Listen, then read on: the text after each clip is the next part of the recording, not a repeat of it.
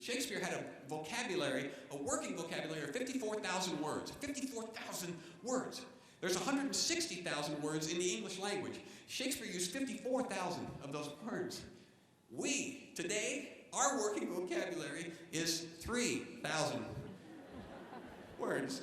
That's why when we're reading Shakespeare, we're like, what light through yonder window?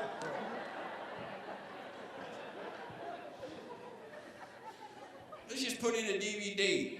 I mean, I would be a complete doofus, you know, because I don't have any English. I don't have the language. I couldn't, even kids, presumably, had a higher vocabulary because they were exposed to it. Now, I wouldn't even be able to read fairy tales to kids. I'd have to be like,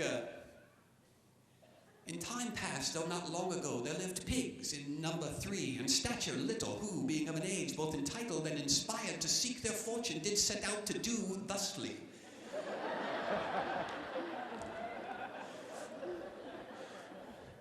When they had traveled a distance, pig number 1 spake, saying, "Hearken, brethren, heed this tempestuous realm. Tarry we long from hearth and home, we shall fare, I fear, not well."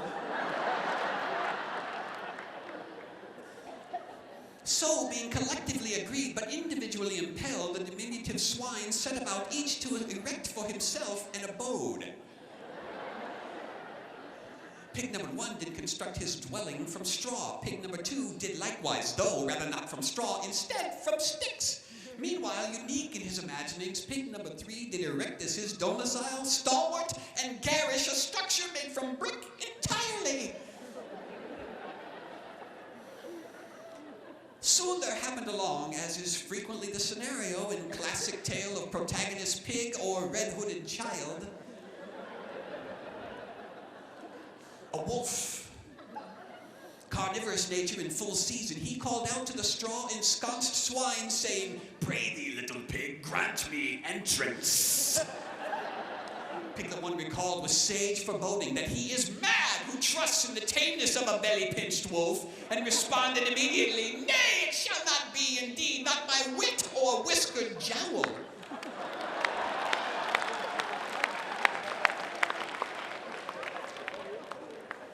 To this most predictable response, the wolf had an immediate reply. "Then steel thyself, little pig. Forthwith shall I employ my means both huffing and puffing to dismantle yon flaxen fortress." Whereupon there billowed forth from the wolf an exhale of gale proportion that quickly rendered straw hovel to dregs and dross, and carried aloft piglet and shattered quarters both. Exposed now to claw and fang, Piglet 1 made haste, wolf in pursuit, to the second pig's house.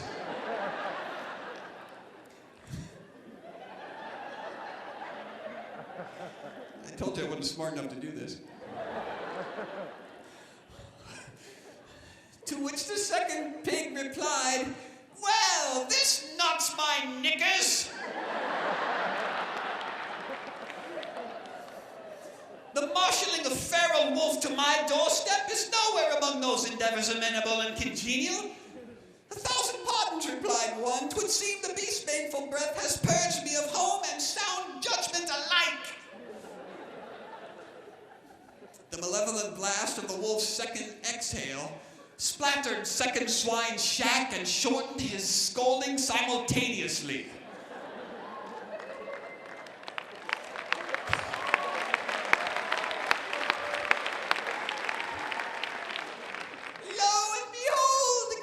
Number 2, stand we now amid wooden wreckage, tremulous and vulnerable, with nary a strategy for eschewing the canine devourer looming in deadly proximity. "Strategy," squealed 1. "While 'tis noble to contemplate tactical particularities, pressed as we are with the time restraint forbidding detailed strategical conversations, I would urge we run!"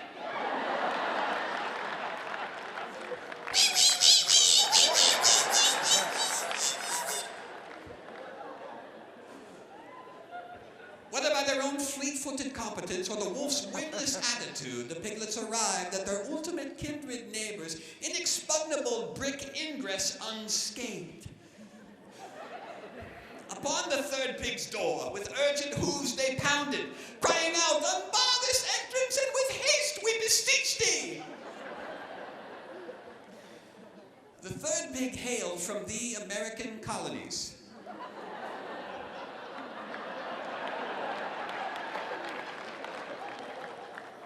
And possessing a vocabulary substantially less robust than his impromptu visitors, replied, "Say what?"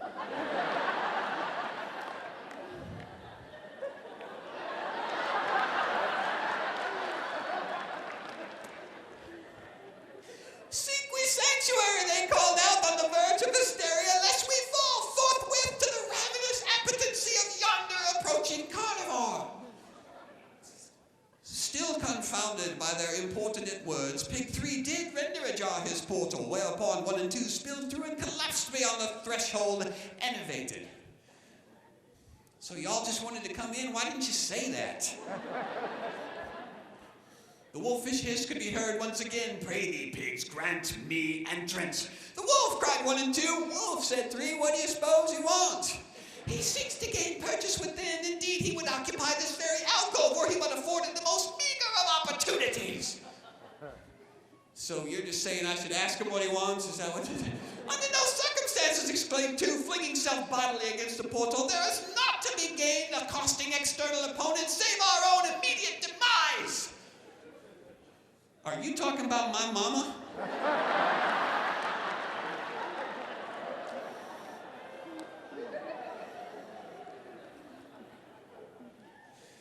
Occupants and house were again engulfed in a malevolent blast of wolfish wind. The foundation shook, the frame rattled, and lo, to the astonished eyes of piglet and encroaching scoundrel alike, stood the third pig's lodging undaunted. It's a good thing. Fascinated and aghast, Pig 2 queried, "How does, against such relentless and torrential onslaught, this structure endure?" Pig 3, puffed out chest, tapped her to hoof and replied, "American made."